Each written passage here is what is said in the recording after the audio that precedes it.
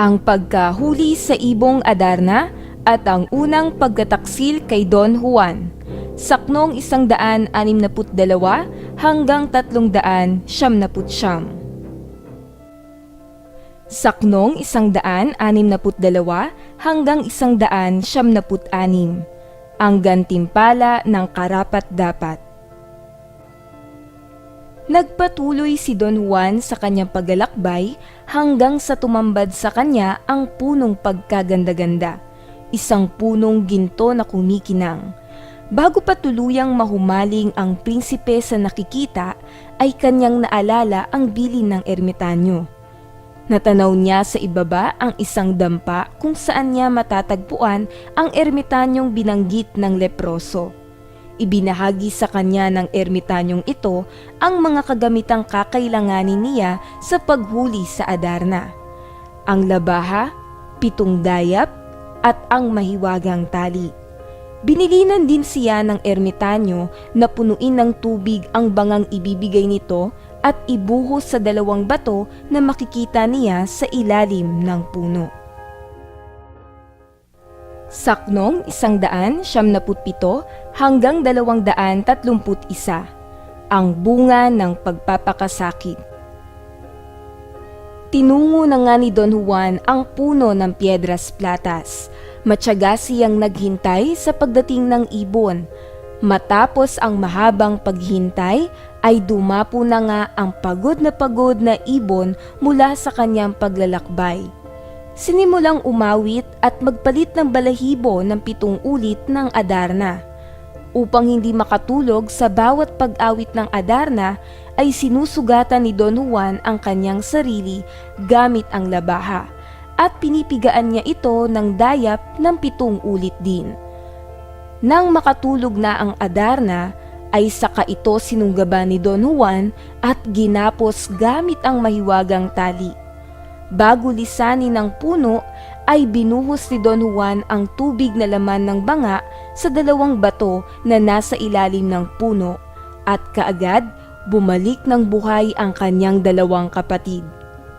Kaagad-agad ay nagtungo ang magkakapatid sa dampa ng ermitanyo upang ipagdiwang ang tagumpay sa pagkakahuli ng Adarna. Ginamot din ng ermitanyo ang mga sugat na natamo ni Don Juan. Gumaling ito sa isang iglap lamang. Ipinakuha kay Don Juan ang hawlang paglalagyan ng Adarna at bago sila tuluyang umalis, ay humingi si Don Juan sa ermitanyo ng kanyang bendisyon. Saknong 232 hanggang 274, ang bunga ng inggit. Masayang naglalakbay pa uwi ang 3 magkakapatid bitbit ang Adarna. Subalit ito pa lang si Don Pedro ay may masamang balak. Binulungan niya si Don Diego ng kanyang plano kay Don Juan. Hindi na makatanggi ang kapatid pagkat siya ang panganay. Sa halip na paslangin nila si Don Juan, ay naisipan na lamang nila itong bugbugin pagkatapos ay iniwan ang labi nito sa kagubatan at silang 2 ang umuwi kasama ang Adarna. Nang makarating sa Berbanya ang 2, ay itinanggi ng mga ito sa amang hari na kanilang nakita ang bunsong kapatid. Ang inaasahang magandang anyo at tinig ng Adarna ay hindi nasaksihan ni Haring Fernando pagkat wala ang tunay na nakahuli sa ibon.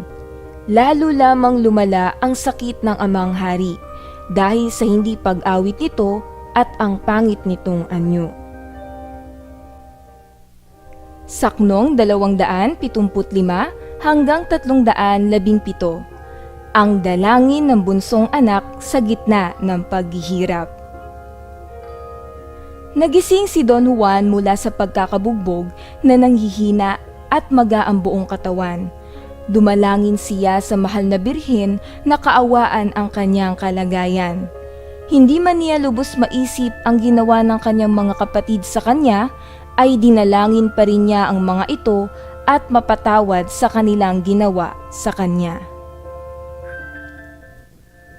Saknong 318 hanggang 379, ang awit ng Ibong Adarna.